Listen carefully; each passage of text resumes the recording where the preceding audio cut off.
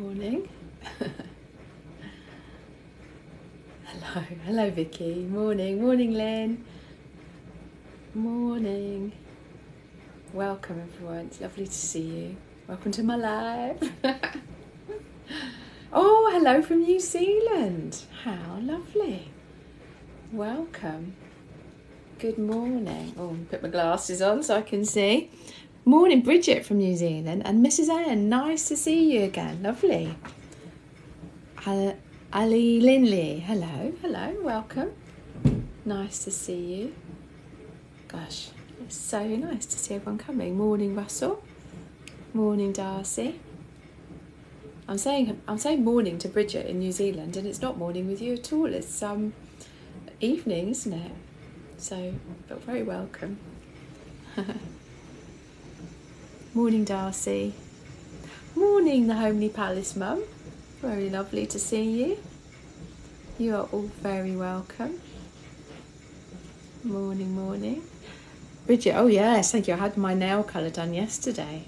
Independent Warrior. Morning, nice to see you. Oh, Mrs. N, you're at work. Wanted to say hello. Hello. Have a lovely day. Don't work too hard. Friday. Hopefully you can get off a bit early. But welcome. Thank you for popping in. That's lovely. Thank you, Independent Warrior. Oh yeah, Vigilant. I've changed my thingy. You are very vigilant. You noticed. I've changed to say I'm a QCH therapist. QCH stands for Quest Cognitive Hypnotherapy. The Quest Institute is the place where I trained, and I'm a cognitive hypnotherapist. So they put them together, get QCH, because otherwise it's a big old mouthful, isn't it? So I thought I'd put it up there because I'd like more people to know about QCH, about what we do. So morning snorts to Caroline. It's so lovely to have you here. Thank you for coming. That's so nice. Let me see. Kezia, morning. Independent Warrior, I'm very grateful you think I blow dried my hair this morning. I've had my hair, because it's been so hot, I've just had my hair like scraped up, and I've gone the whole hog this morning. Put my lippy on and everything. So, Kezia, lovely to see you. Tracy, nice to see you. Thank you for being here. Just Tracy Williams, lovely to have you here. Oh, very nice. So Emmy H. Seal, tips for health anxiety. So I will get onto that. So welcome. For those of you who've not been here before, you're very welcome. For those of you who have been here before, welcome back. It's lovely to have you. This is a really safe space. I want it to be a safe space, and as a community we make it a safe space, and I'm helped by an amazing team of moderators. Today so far I've seen Lynn 250 and Vicky Hodson, but I also have Jasmine Lake, she might be at work today. I also have Vicky Handlebars and Zan Shin, and between us we try and make this the safest space, so it's a place where you can be really comfortable, and if anyone is mean, if anyone is offensive in any way, no tolerance whatsoever, no conversation. We all know what kindness looks like, so you're gone, either muted or blocked by my moderators. I am blind as a bat, so I can't see anything on the screen. I'm a vague blur to myself, but what I'll put my glasses on so that I can read your comments. I'm a Quest cognitive hypnotherapist, QCH therapist, and what that means is that's an umbrella term really for talking therapy. It's very gentle. We use all sorts of different modalities of therapy, whatever is going to work to help our clients. It's very client focused. It's all about our client, making sure that our clients feel safe and that they move from where they are to where they want to be. And today what we're going to do is talk about anxiety, and I'm going to be answering any questions that you might have. I'll do my best. Usually there's quite a lot of people on the live, so at the moment there's just over 300 people, and I do my absolute best. I'll stop gabbering on in a minute. I do my best to answer questions. If you don't get your question answered, it's not that I'm ignoring you, it's It's just that there's usually too many. So what happens, if you'd like to email me and ask your question, please feel free, and I will email you back and I'll answer you the best that I can. So let me get on. So health anxiety. Let's think a little bit about health anxiety, because this is something that comes up quite a lot, and it's something that a lot of people suffer from. And having been through COVID, I think it's probably even more prevalent. So with health anxiety, it's an anxiety where your focus is really on your health. So it is what it says on the tin, and it's either because you genuinely have health issues going on, or perhaps people around you have health issues going on, or perhaps in the past you have had a traumatic experience either with your own health or with someone else's health, or perhaps the trauma that we all went through with COVID was just awful, and I don't think that that's acknowledged enough, that we've all been through traumatic times over the last couple of years. And so with anxiety, we get physical symptoms with anxiety, don't we? And so if your anxiety is health anxiety, then you're naturally going to focus, you're going to laser in on those physical symptoms. So what happens when we're anxious, when our nervous system senses that there's danger around us, and whether that's true or not doesn't matter, our nervous system just wants to keep us safe. So it focuses in and it tries to protect us by sending us into fight or flight, and that's the huge release of adrenaline and cortisol. Immediately our physiology changes, so our heart starts to beat more quickly, our blood pressure might change, our breathing might change, the way we hold ourselves and our muscles might change. There's a whole host of physical symptoms with anxiety, and what happens with health anxiety is that our cognitive brain kicks in and starts telling us, this means that I've got this. This means that I'm going to die. This means that I've got this terrible thing. And you get stuck in a closed loop of going around and around and around. And a lot of people with health anxiety will spend a lot of money going to doctors, having scans, having blood tests, trying to make sure that they're all right, and not really trusting that they're being told the right thing. So it's really tricky. I really feel for you. If you're on here and you have health anxiety, then I do feel for you, because it is difficult, but it's not something that is unsolvable. So I want to reassure you with that. So the first thing to do is talk about it. Reach out to someone that you trust, friends or family. Go to your doctor and say, this is what's going on, because your rational brain, a lot of the time your rational brain will know, I know really that there's actually nothing wrong with me, or I know what is wrong with me and that's okay, but I'm thinking there's other stuff as well, and I'm becoming over anxious about the condition. Your rational brain knows that, but it's not your rational brain that is the problem. What's happening is that your unconscious, your brain that's based on emotion and protection, that's the thing that doesn't care. It's just like, we've got to keep you safe, we've got to keep you safe. If you've got a twinge, then that means this, and so we need to get it sorted out. So I hope that makes sense. So what can you do about it? Well, as I say, go and see someone, see if you can get help. There's a lot of therapists that will work with this and help you with this. But if you are trying to help yourself to get yourself to a better place, because to me it totally makes sense that if you don't have the anxiety, the general anxiety, then you're not going to get the physical symptoms. So if we can lower your general feelings of anxiety, by the videos that I share on my page are information about anxiety and techniques to help you to sort of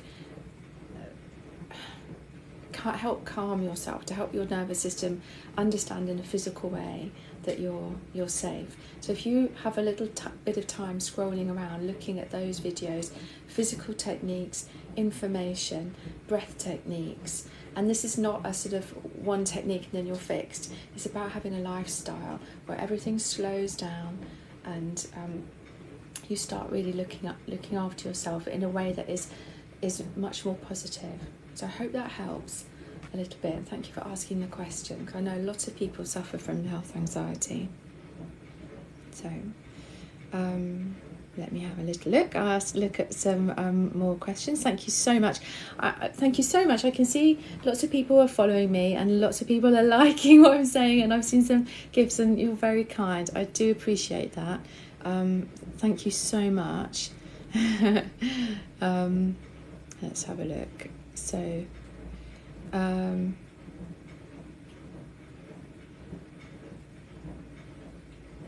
right, it's so annoying that these comments fly through so quickly. So let's have a look. My daughter is autistic. It finds it hard to express emotion. How can I teach her healthy ways to do? So I suppose it really depends on your daughter, and it depends on who she is and how, as I can't, if it's I think mum or dad, whoever, whatever your relationship is with your daughter. I think a massive thing is to teach by being, to show her that it's okay to feel. Feelings are all right. Feelings are just sending us messages. And so many people say to me, I don't like to cry in front of the children. I don't like to show them that I'm angry. That's not a true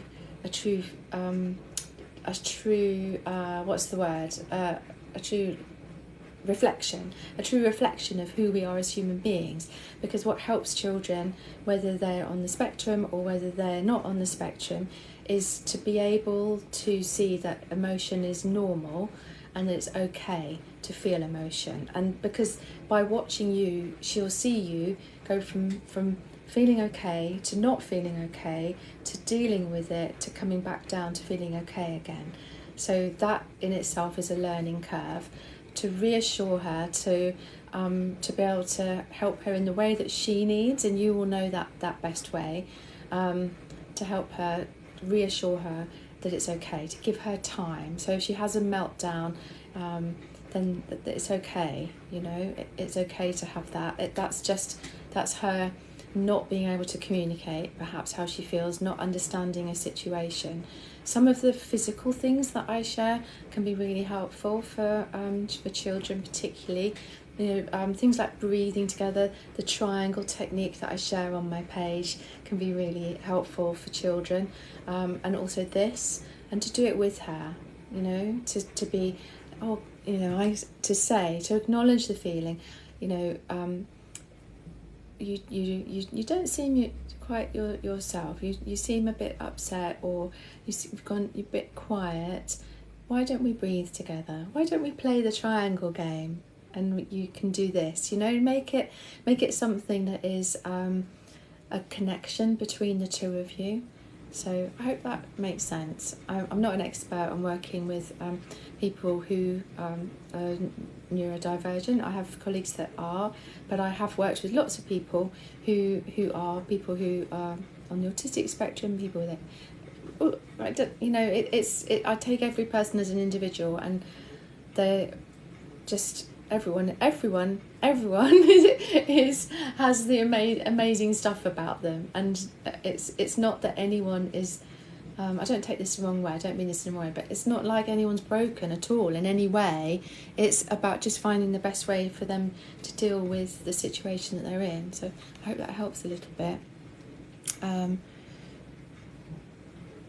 Oh, thank you, Bubbles. Bubbles 000. Do you know?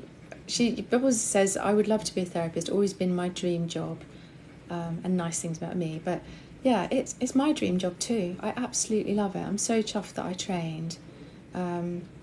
So, right, let me go back and see if I can find a few comments. Because I don't want to just sort of ignore the ones that have come quite early on. Okay, Mel 33221. Hello, could I have some advice on how to stop feeling numb? So that's such a good question, and it actually links in, doesn't it, with the lady or the person who asked about the daughter who found it difficult to express emotions. And we tend to think that emotion is all about, shouting or screaming or crying and big emotions. And actually part of our protective response is the freeze response and the collapse response.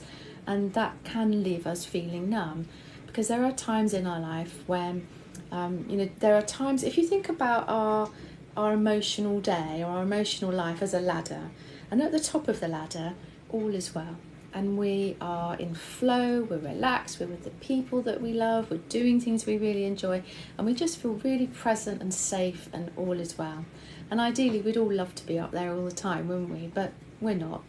What happens is that something will happen and we're triggered down to the middle part of our ladder, and that's where the sympathetic nervous system kicks in, and that is fight or flight. So there's threat out there, but we're still able to take action. We can run away, we can fight, we can get angry. That's the middle part of our emotional life. There's also a bottom section, and in some places this is like done in a linear way. I just like to explain it as a ladder, and this comes from Deb Dana, who's a fantastic therapist and an expert on what's called polyvagal theory. So she's really worth looking up. At the bottom of our ladder is where we're triggered again, or we can go straight into the bottom part, and that's where freeze or collapse is. And what happens there is that there's threat, but we're unable to take action. And quite often that's the safest place to be. When life is too much, when it's too overwhelming, we become numb. We just numb ourselves. We might want to just go to bed, curl up in a ball. There might be times when, and I don't want to trigger anyone here, but if something happened, if we were attacked in some way, actually the safest thing to do is to go numb and to freeze, and it's almost like playing dead until it's over. Numb is a protective response, and it's okay. It's about gradually, step by step, helping your nervous system understand that you're safe. And some of the techniques that I share can do that. It's well worth perhaps going to have a look at someone who's a trauma-informed therapist, someone who's a somatic therapist who works with the body, because a lot of it is stored within our body, the trauma that we experience. And so it's a slow process. It's not about rushing into it at all. It's much more about breath techniques, being in our body, beginning to reawake ourselves and help our nervous system understand that we're safe. So a lot of the techniques I share could perhaps help you with that, but it also is a good idea to reach out for help. So I feel for you, because it's a horrible feeling, but your nervous system is doing its best to help you. So I hope that helps a little bit. Thank you for asking the question.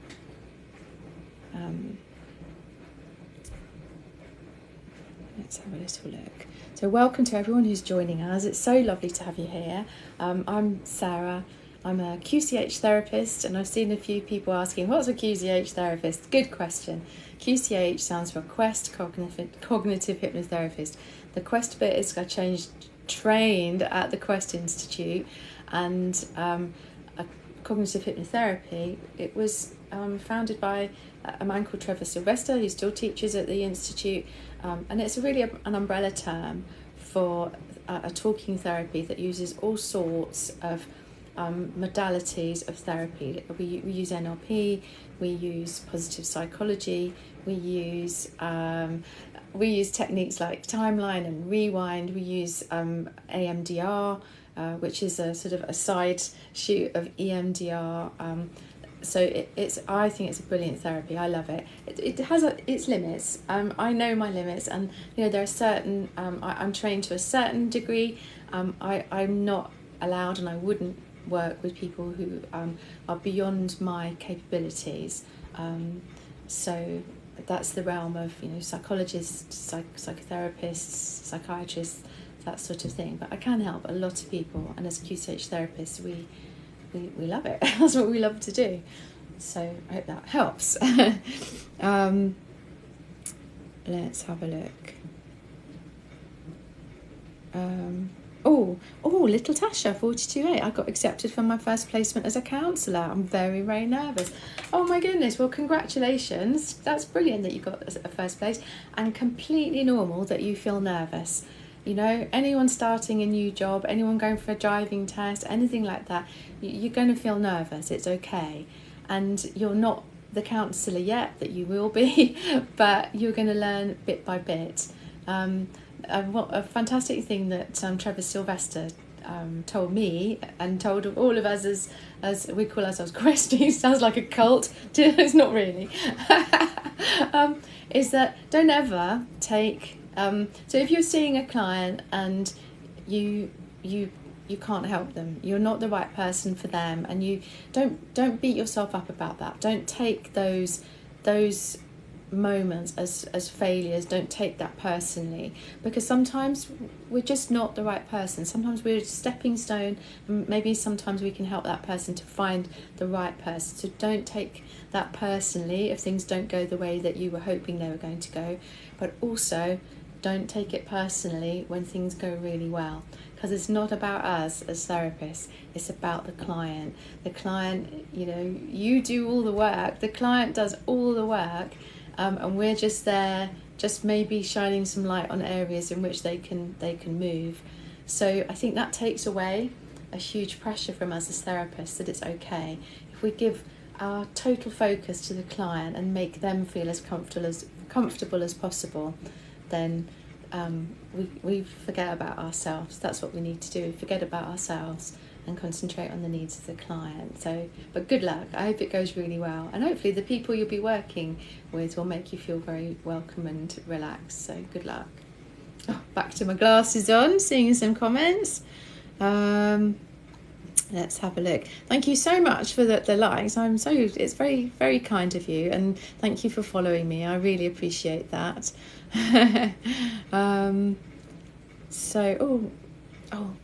Blimey O'Reilly, the comments just fly through. I had one there and it's gone. So there was one, and I'm really sorry I can't see your name, it flew past, but there was a comment about selective mutism. How do you sort out selective mutism? And I would say that this again is maybe possibly could be connected to traumatic event.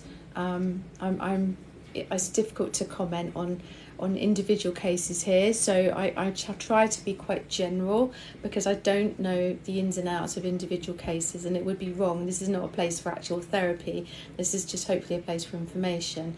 But it's worth going to see someone to get some help. But lots of love, lots of support, lots of patience. I used to work with a little girl when I was working in school, and she was when she came to school in reception, she was selectively mute for the whole of reception year. And when she moved into year 1 and through school, she gradually began to gain in confidence, and she began to speak a little more. So I think it's about helping the nervous system understand that it's okay, you are safe now.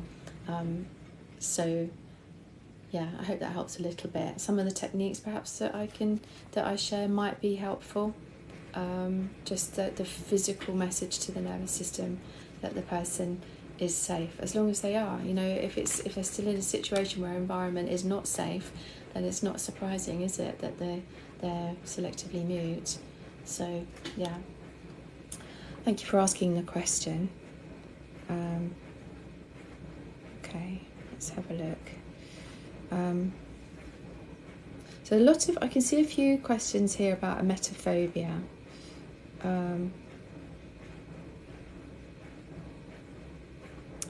I saw some MLM type therapy. She's not a registered therapist. Are you talking I don't know. Are you talking about me or just someone else? I don't know. Okay, so let's talk about emetophobia, because I know that a lot of people suffer from emetophobia, and I've seen the various comments which have flown through. So emetophobia is a fear of being sick or being around people who are being sick. It's different for everyone.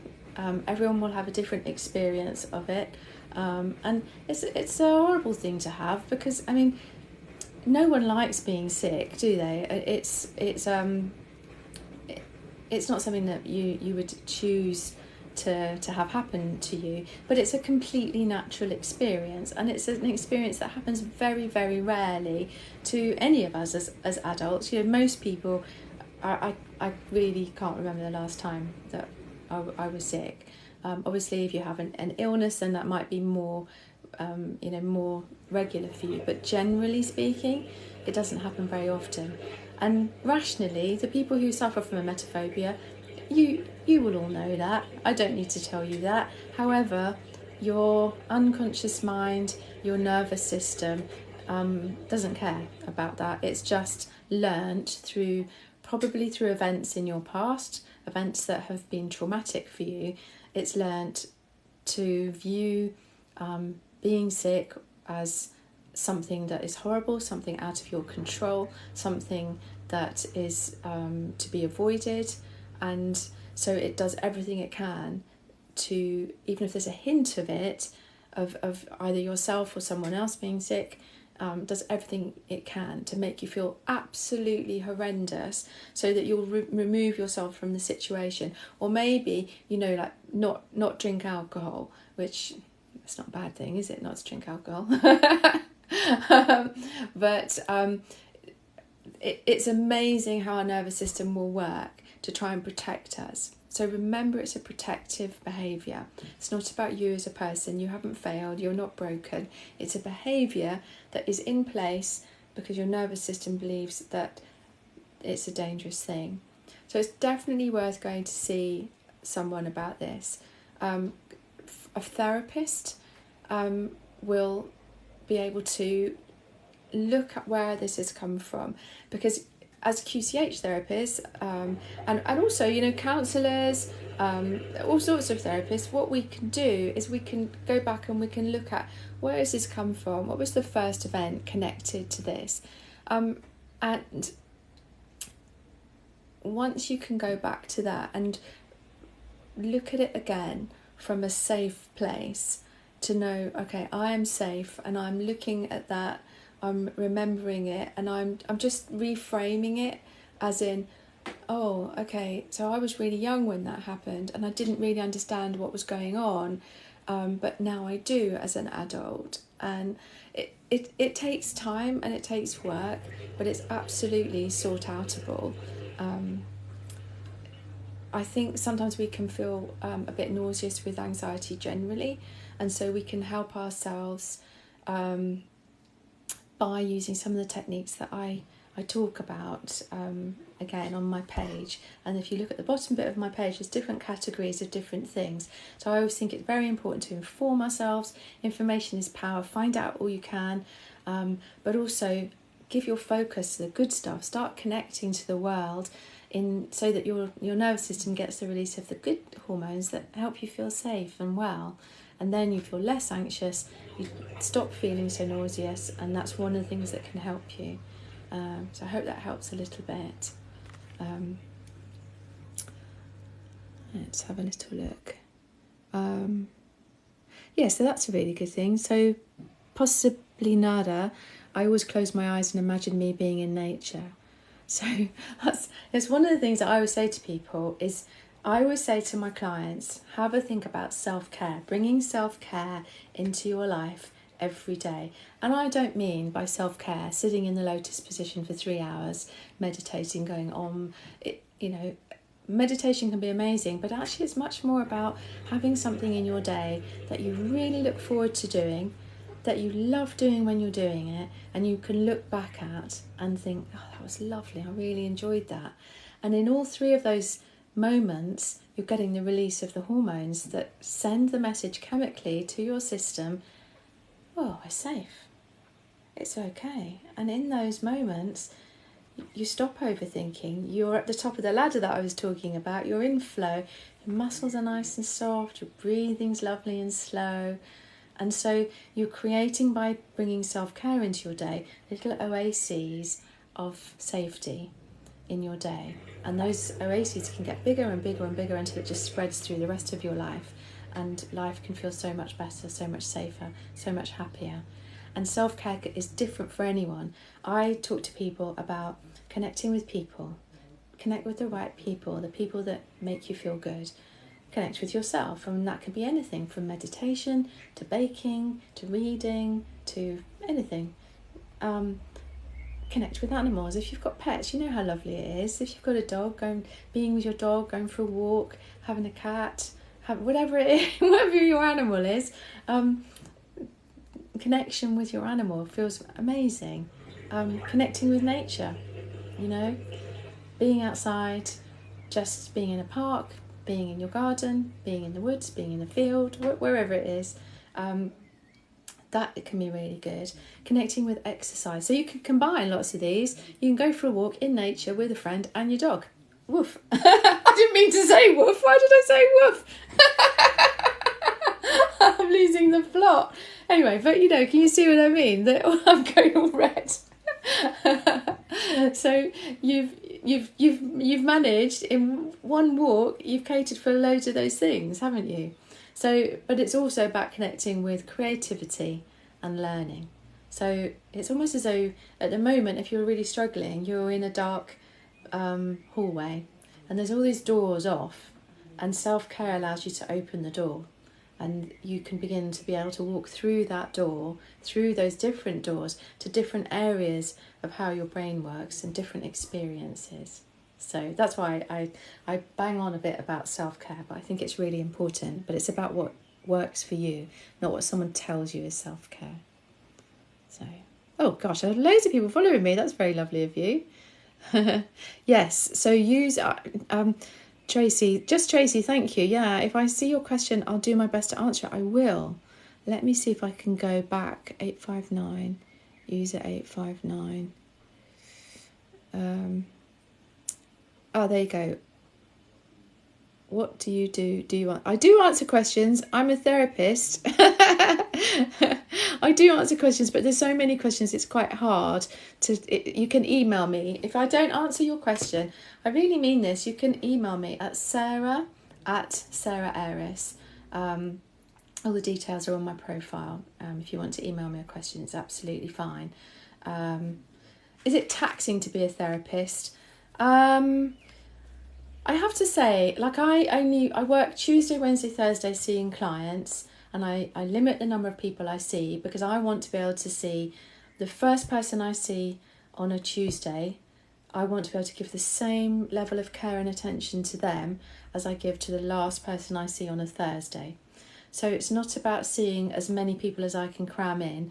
I see a maximum of 4 or 5 people in a day, and that allows me to have space in between and to give of my best to my clients.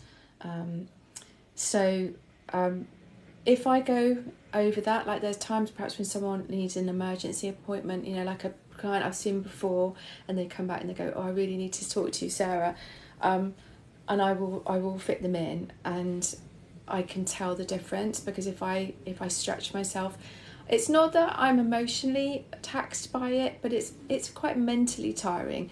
Not that I get involved in the story and I get upset or anything like that. It's more about I'm thinking all the time, how can I help this person? What question do I ask next? What resource could I help them with? What technique could I perhaps share with them? It's that constant thinking in the background, if that makes sense. But actually, it's the best thing I've ever done, and I totally love being a therapist. So thank you for the question. And I've been a therapist for 6.5 years. I qualified in February 2016. So let's have a look. Okay. So overthinking, I saw one there, Sev K, about overthinking. So overthinking is, I'm sure a lot of you overthink. I think it's a really, it's part of anxiety and it's part of normal life. And I don't know if you find this, but you manage to get through your day and you're busy and you're doing all the stuff that you do in a normal day, and then you get to bedtime and you're so tired and you get into bed and your brain goes ding And it's like, what if this happens? What if that happens? Did I say this? Did I make a mistake? All of those awful things that happen with overthinking. And it's completely normal that happens. And it can be totally exhausting. I totally understand that. And there's a few things that you can do. It's about, a lot of the time, it's about making a lifestyle choice that you work over your life the whole time. And I do this. I don't just talk about this. I walk the walk. I completely use all of the stuff that I share on here, and it helps me to be calm, to be present. So it's about self-care every day, using the techniques that I share, lowering the levels of stress hormones. Excuse me 1 second. Oh, lovely.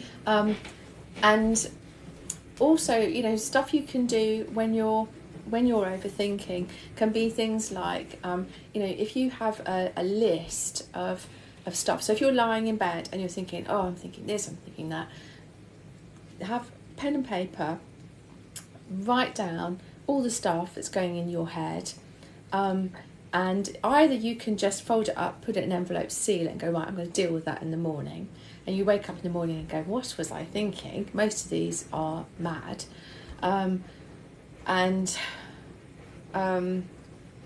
Or you can, at the time, make your list, look at it, and go, right, that is not ever going to happen. Cross that one out. This one, no, that's not going to happen. Cross that one out. Because there are things that I do it, there's things that I've laid in bed thinking about at night, and when I wake up in the morning I think, why was I thinking that? I don't know why. My brain was going so that can be quite a helpful thing. The sealing of the envelope and putting stuff away can be really helpful. Plus, I find doing a body scan can be really helpful. So I start off, I'm just lying there and thinking, right, I'm not going to go to sleep, I'm just overthinking, but what I'm going to do is I'm going to work from the top of my head all the way down my body. I'm going to imagine that there's a beautiful ray of light coming down from the top of my head and just slowly working through all of my muscles from the top of my head, my forehead, my eyebrows, the tiny muscles around my eyes, my cheeks, my lips. I'm going to make sure that I unclamp my teeth and my jaw goes soft. All of those things, just working my way down. And usually I'm asleep by the time I get to my tummy, so that can help. Don't tell TikTok this, because I'm not supposed to say. But if you follow if you go to my website, there's 3 free downloads that you can request. So there's a relaxing download, a relaxing light download, and a loving kindness meditation. So if you fancy one of those, drop me a line and I can send it to you. But don't tell TikTok. Okay, let me put my glasses on. I think I'm a bit in a funny mood this morning. I don't know what's going on with me. Oh gosh. So let's have a look.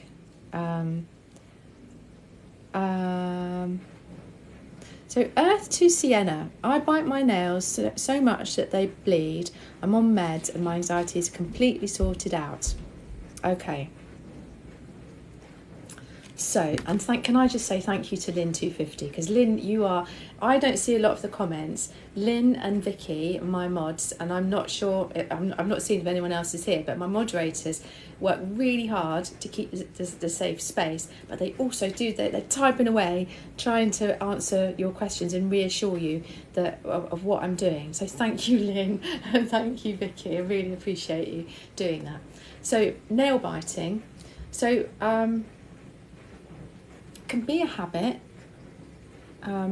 It can be so I'll let you into a secret. I do this a bit. So if I get a dry bit of skin on my like a hangnail, usually it's fine. But if I know that if I'm stressed about something, I will be like this, and I will rip it off. I know, disgusting, too much information. But I want you to know, just because I'm a therapist doesn't mean I don't have my own issues. So so what do I do to help myself? So I have manicures. I mean, when I used to do it myself, I used to paint my nails and everything and do that, and now I treat myself once a month to have a manicure done. And I bought some really cheap, don't buy special nail oil, I just bought some like cheap almond oil or something like that from like wherever, I can't even remember, it's so old I've had it. And every night I put a little bit around my cuticles, and every morning I wake up and I just put a little bit. I mean, that bottle is this size and it's lasted me forever. That's made a real difference, because the hangnails are not there so much. Occasionally they come if I forget. As far as biting nails is concerned, it can be a habit, and although I know you say that you're on meds and the anxiety's gone, could be that at times there's a little bit underlying there. So maybe to be able to train yourself to do something else, and maybe tapping might help. You know, like if you find yourself unconsciously, you've suddenly got your finger in your mouth and you're biting, to be aware of it and choose to do something else. Okay, and it can be a technique like this. It can be, right, okay, I'm just going to delay this and I'm going to go and do something else, do something creative and positive, and then your brain will be distracted and you won't bite your nails. You can do stuff like reward. If you're if you like to give yourself a reward, then that can work too. I used to bite my nails right down, and I started a job where I had to have nice nails and nice hands, and so I stopped. I thought, oh God, I can't turn up to work looking like my nails bitten right down. So I started to I thought, I've just got to grow my nails, and I used all the stuff that you can use to stop it, and eventually they grew, and I'd reward myself as they grew and grew. So I hope that helps a little bit. You can also, like, hypnotherapy is good for that kind of stuff. So, either traditional hypnotherapy or a cognitive hypnotherapist, that can be really helpful to break a habit like that. Okay. So let me just scroll through to see. Oh, gosh, I'm so grateful for the comments. I really appreciate it. Emma Fleur says, a little bit off topic, but what is the picture behind you of? Is it penguins? Yes, it is penguins. You wouldn't believe the number of people that ask me what this picture is. Personally, I don't even really like it very much. My brother-in-law gave it to us as a Christmas present years ago, and it's been in the loft for ages, but I've put it there. I don't even know why it's there, to be honest, but yes, it's penguins. Okay, so hypochondria, S. Cysodia. Can you discuss hypochondria, please? I suffer hugely. I kind of would say that probably health anxiety would be very akin to hypochondria.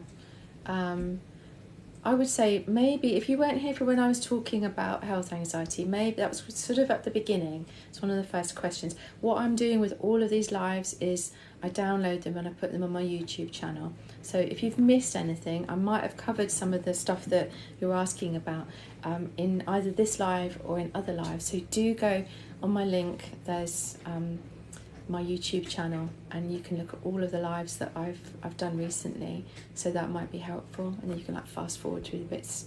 Hope that's helpful.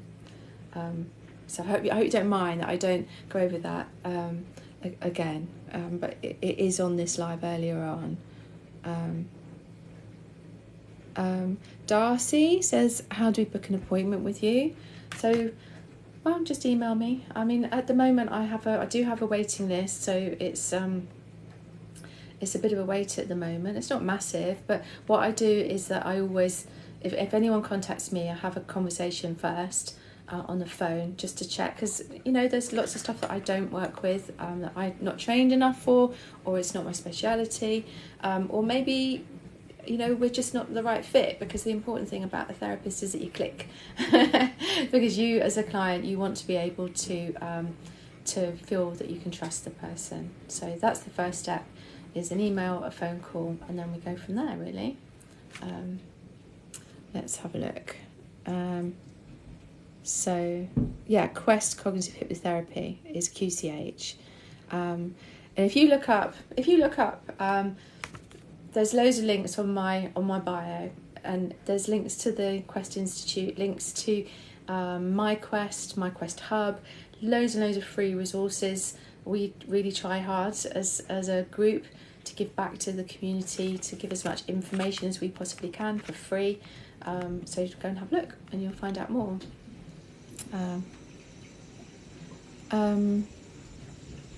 So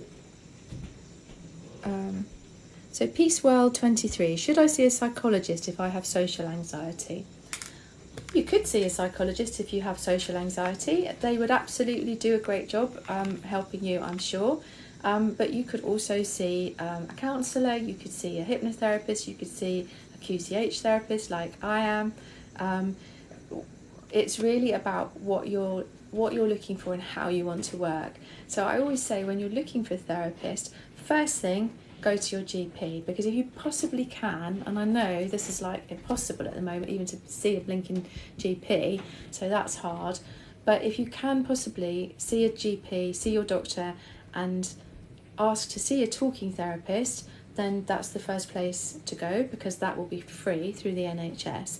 If that's just not happening and there's like massive long waiting lists for them, then you can see therapists privately. And you know, there's the counselling directory if you want to speak to a counsellor. There's all sorts of different counsellors. I'm thinking about what the best place to be. There will be a professional association for psychologists, so you could have a look at that, or you can Google psychology practice, psychologists in your area, and it's really important that you talk to people and say to them, you know, how could you help me? How would you go about working with me? Would it be me just talking and you listening? Would it be practical? How does it work? And then when you've spoken to a few people, then go with the person that you feel that you trust the most. If anyone tries to hurry you into making a decision, run a mile, because any therapist worth their salt should say to you, okay, don't make a big decision now. Go and have a think about it. Talk to someone you trust, you know, your family, a friend, and then if you feel that it's absolutely the right thing for you, come back to me. So that's important. So I hope that helps a little bit. If you want to find a QCH therapist, then there's a link. There's a link to the therapist finder on my thing. So that might be helpful. And the differences between a cognitive hypnotherapist and a traditional hypnotherapist are, traditional hypnotherapy is really purely hypnotherapy, you know, saying, oh, I'm going to put you in a trance, we're going to suggest stuff, and then out you come. And with us, it's much more, we don't do that. We're much more conversational in our hypnotherapy, but we also use loads of other modalities of therapy, like positive psychology, NLP, all sorts of different things which don't come to mind at the moment. Oh, that's terrible. It sounds awful. Sounds like I don't know what I'm talking about, but there's just so many modalities. Like, we use stuff like EFT, we use AMDR, we use techniques like rewind, we use techniques we use lots of visualizations, that kind of thing. It's very practical. So yeah, and we use something called word weaving. Word weaving is created by Trevor Sylvester, who is the founder of Quest Cognitive Hypnotherapy. He runs the Quest Institute. I have to admit here that, you know, just so you know, that I now, for the last year, I've worked at the Quest Institute as well as being a therapist. I'm the training manager there, so I do have a bias towards it because I love it. But yeah, word weaving is it's like conversational hypnotherapy. It's about suggestion, but in a conversational way, and it works amazingly. So the downloads are an example of that if you're interested. Excuse me. Okay, let's have a little look.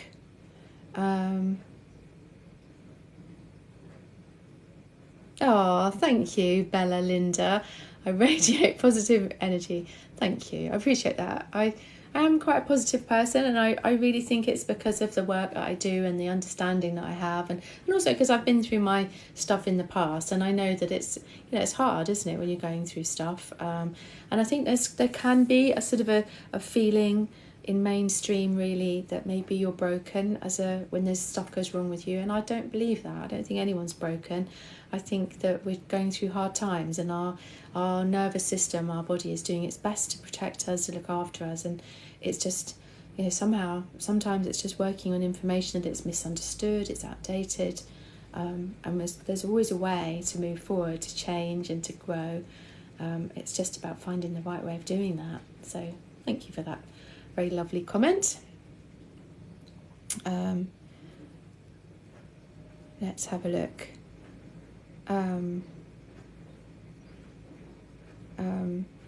So Justine Branford, could you maybe talk about links of BPD with childhood trauma? So this is an area that I don't work in. So I'm going to say straight off the bat that that's not an area that I'd be trained in. So I'm really sorry, but I can't talk about that. I apologise that I can't help you in that area. So so this is let me see.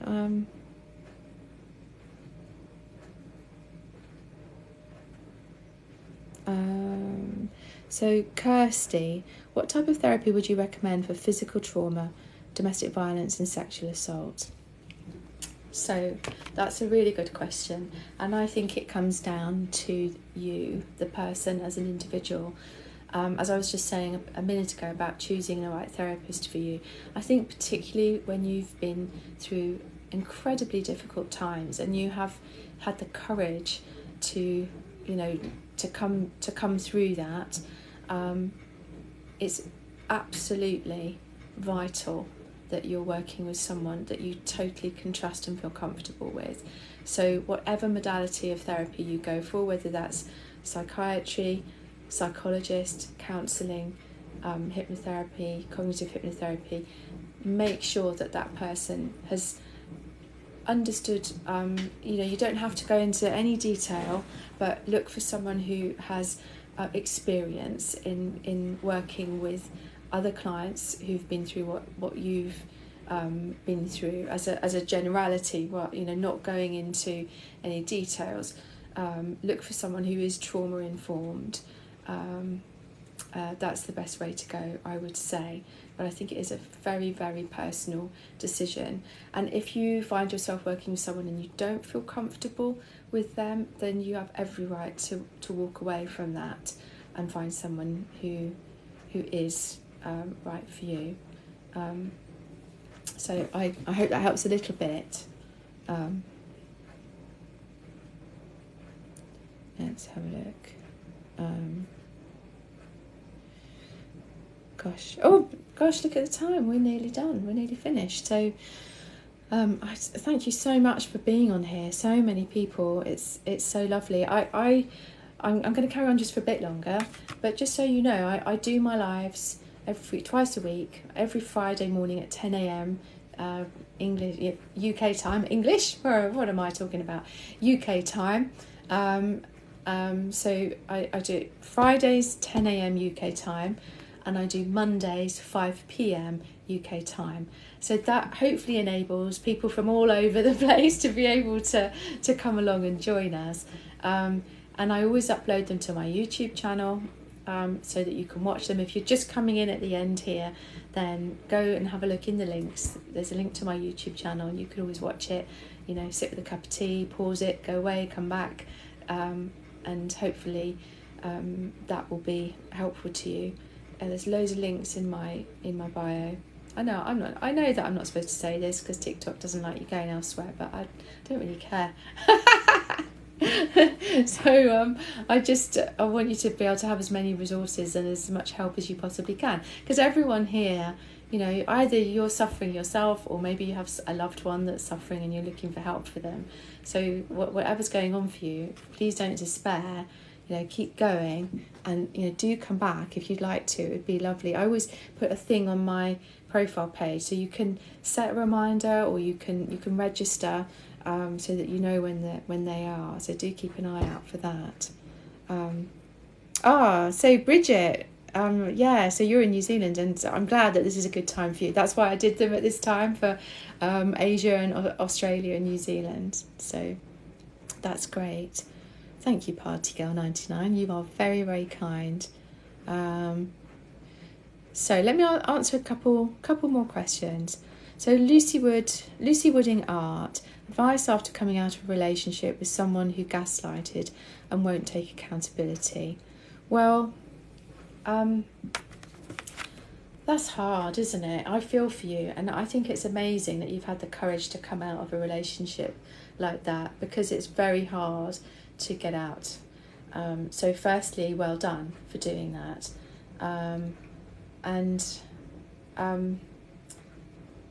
I think it's a slow journey. It's about looking after yourself, surrounding yourself with the right people, not making any big decisions, looking at domestic violence charities who will have resources there and advice and help. I think that can be really helpful. And just gradually beginning to put a routine of self-care into your life, so that you start to build yourself up again and to begin to understand what an amazing person you are. And lots of the stuff that I share on my page can help you to do that. But it is just slow and steady, beginning to create the life that you want to live. I hope that helps a little bit. I'm not sure if it does, but I hope it does. But as I say, I'm so glad that hope you're out now and all is well.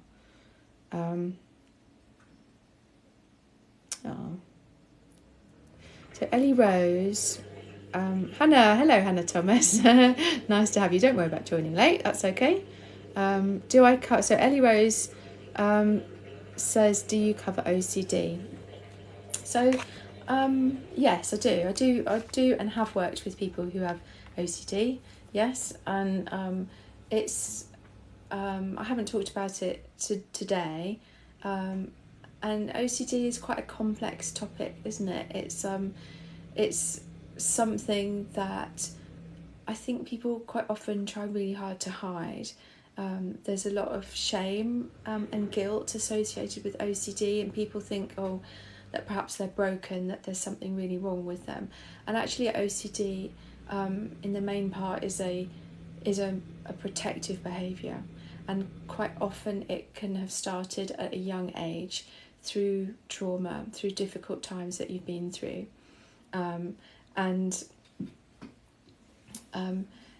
It's something that can definitely be helped. CBT, I use aspects of CBT. It's one of the things I forgot to mention.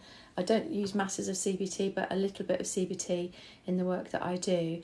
But when I'm working with people who are suffering from OCD, it is a lot about creating an environment of safety to lower the level of stress and anxiety. Helps hugely, because I think in my experience that people who have OCD, the OCD will get worse if you're really stressed and anxious. So it makes sense to me that if we lower the levels of stress and anxiety, then the OCD is going to be less prevalent.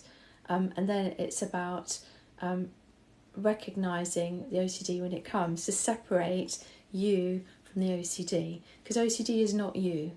OCD is a protective behaviour, and the great thing about behaviour is that we can begin to change it.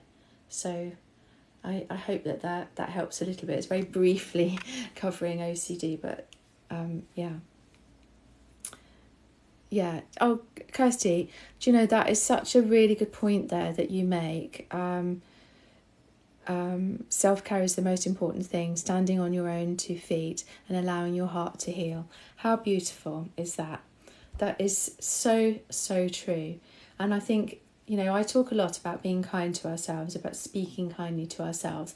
And when we've been in a relationship, we've been with someone who has not spoken kindly to us, who has made us feel like we're nothing, then it takes time to get over that. And actually, it is so important for all of us to be kind to ourselves. It's very easy to berate ourselves, isn't it? And call ourselves, to use language which we don't even realise we're using. A lot of the time my clients arrive and they often say, oh, it's silly that I think this, I'm so stupid and I'm an idiot. And I'd stop them and say, can you hear what you're saying there? How would that feel if you said that to a child, to someone you love? If you're constantly telling them that their reality was silly or stupid, that they were an idiot, you wouldn't do that to someone you love. So why do we do it to ourselves?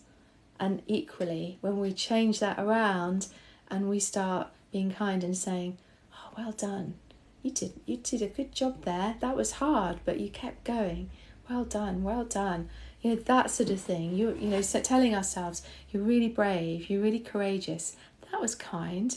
That kind of stuff really makes a difference too. So yeah, it's important. So, oh gosh. So I'm going to answer one more question and then I'm gonna stop. And then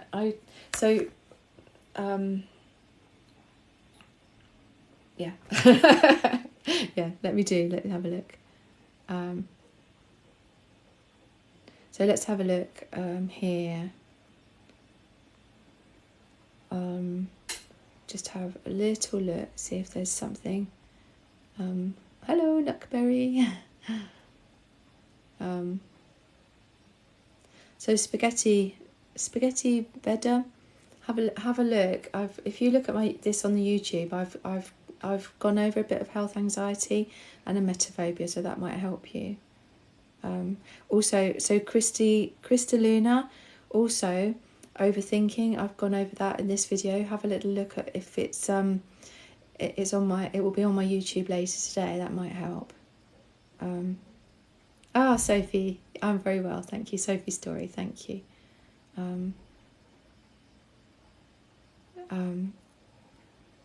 So Jen, this has been my last comment that I'm going to answer.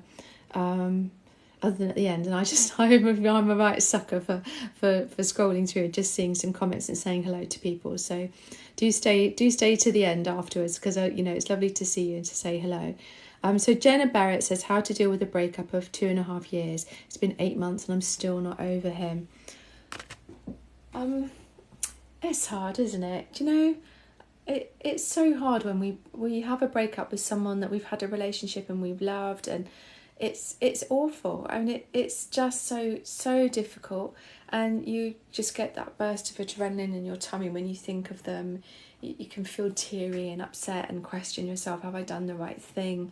And 8 months is no time at all. It's grief that you're going through.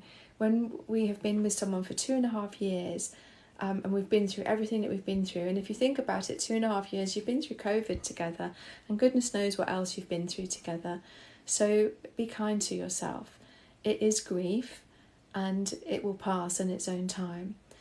When you're ready, you can begin looking at connecting to the world in the way that feels right for you, connecting to people who can make you feel good about yourself, connecting to yourself by doing things which you enjoy, connecting to animals maybe, connecting to nature, connecting to exercise and creativity, to learning, all of those things that begin to give you the hormones that tell your nervous system, it's okay, we're safe.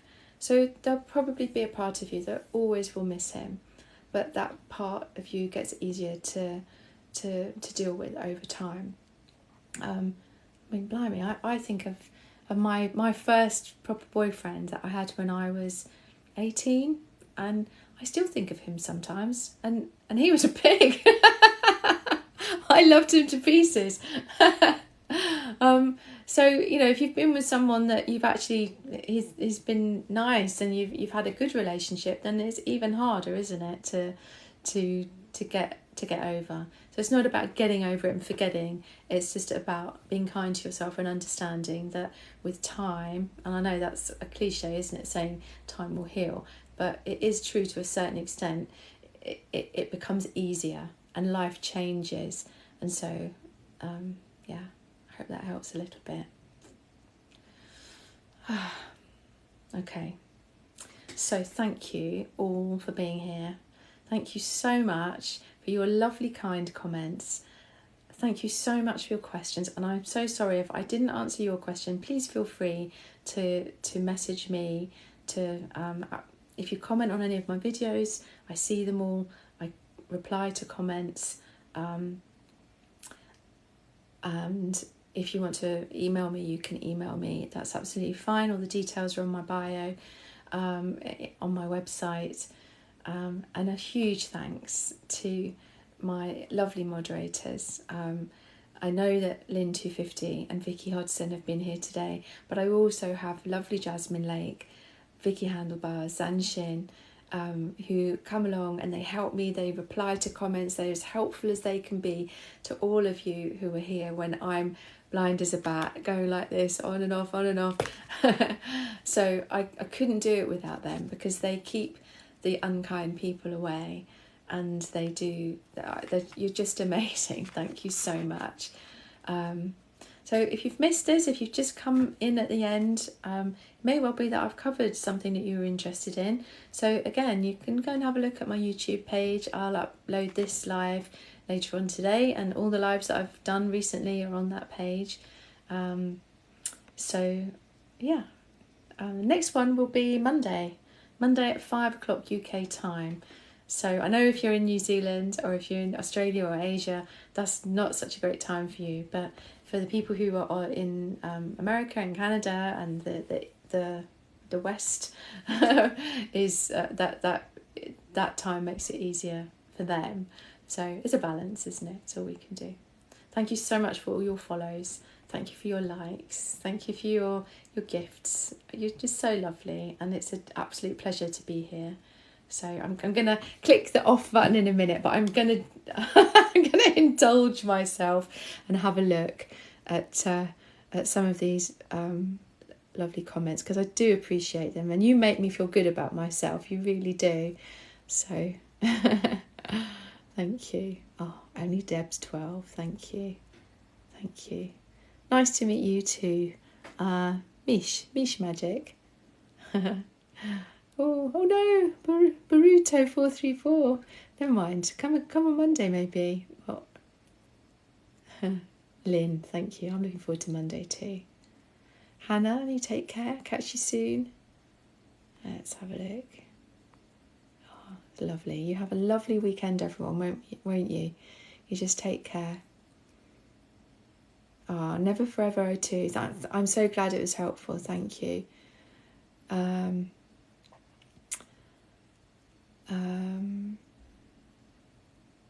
Oh gosh, Low Budget Solution. Oh, I'm so sorry that you feel like that. Look after yourself. I can totally understand that it can feel like that, but there's always a way. Talk to people, talk to the people that you trust. Have a word with your doctor maybe, but keep going, be kind to yourself, and come back here, be part of our community, because we'll always be here for you.